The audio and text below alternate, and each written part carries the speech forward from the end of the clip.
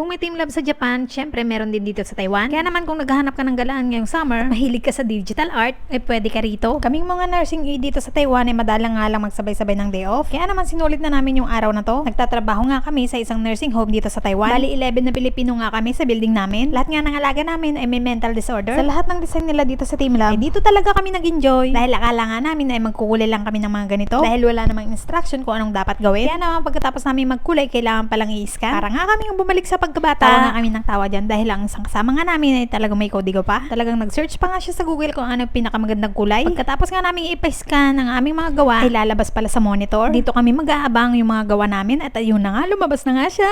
Kaya naman tuwang-tuwa nga kami nung nakita namin yung gawa namin sa monitor. Sabi nga namin, sana pinaganda na namin yung kulay.